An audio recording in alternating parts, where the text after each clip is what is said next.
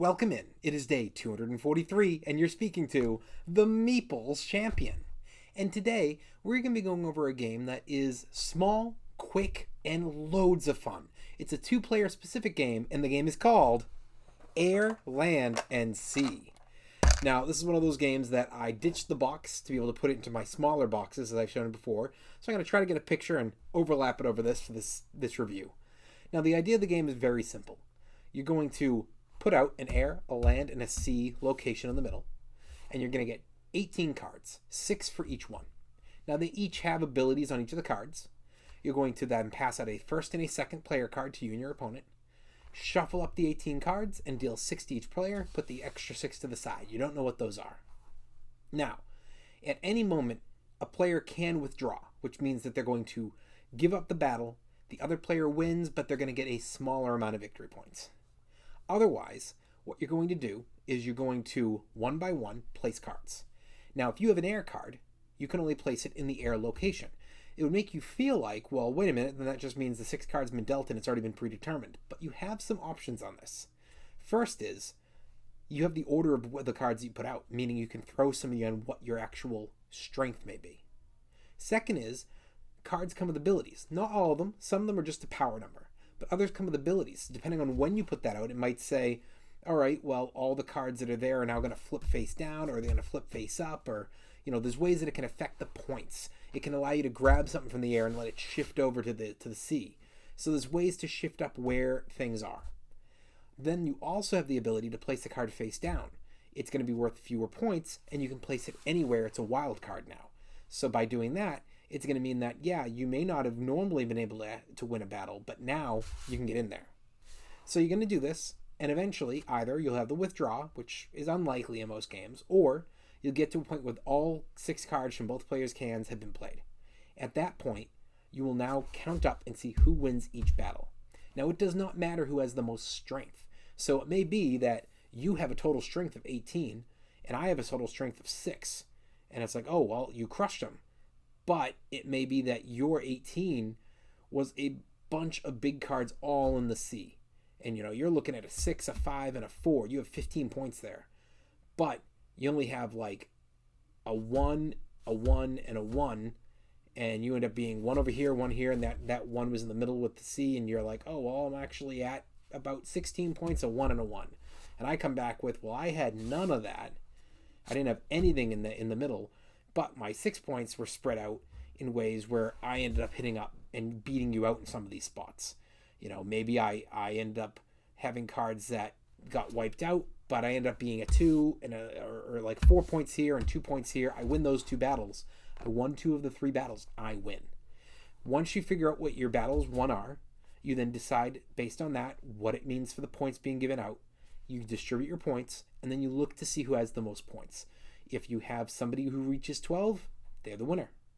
Now, you're going to play multiple rounds, and on top of that, if there's ever a tiebreak situation, whoever is marked as the first player wins tiebreaks. That includes if nobody goes to a battle. So if there's nobody in a single battle, tiebreak goes to first player. End of the game of that battle comes, you reshuffle the cards, 6 and 6 again, and you flip who's first player. Next round begins. It's really simple. It's not hard to play. It takes 5 minutes. For me, it's a great game. It's definitely one I really recommend. But why don't we jump in, talk our 7 categories, and see where this game lands for us today.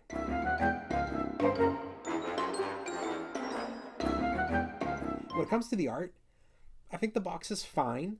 If you're into the war games, it's nice because you don't see many war games with a small box like this, and it's not about setting up armies. It's about airplanes and sea, ships and land, vehicles. I like that. I think that's great. And I think that when you set it up, it still has a nice lure. It looks grabbing, but not overwhelming. It's a thumbs up.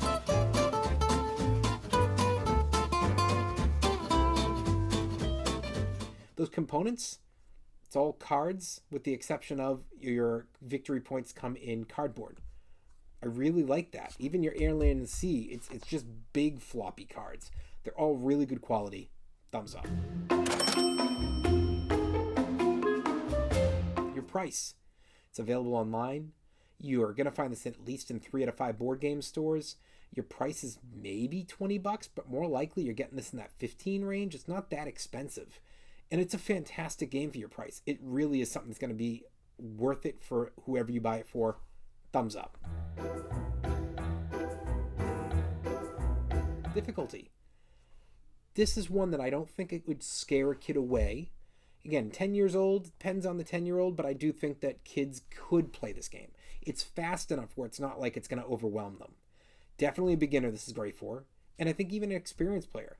Even an expert, I wouldn't say that it's good for them, but I don't think that they're out of this because it's such a fast game that it could still be one that they go, for a quick game, this is a fun one. It's a thumbs up.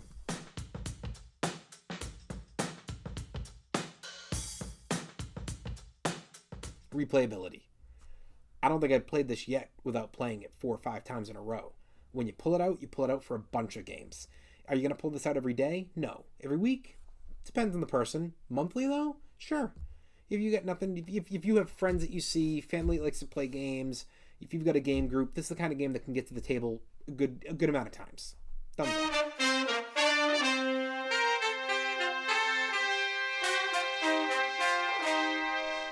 Keys to victory. That's all up to how you play. What cards do you play when? Are you biding your time because you're trying to get into a spot? Are you hiding the power that you have in one location? Are you going to purposely put a card face down for 2 because you think your opponent has a card that can cause a flip? And when they do, they get caught off guard because they think they're getting rid of the power of 2 and it's going to 1. And instead it goes from 2 to a 5. Are you distributing things properly? Have you judged properly what your opponent has?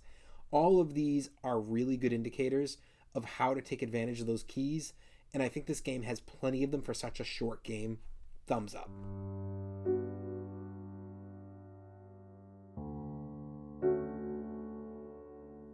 Is the game unique? I think that it is unique. I don't know of a game that goes this fast, that's such few cards, and yet has so much strategy within it, and it's so fun.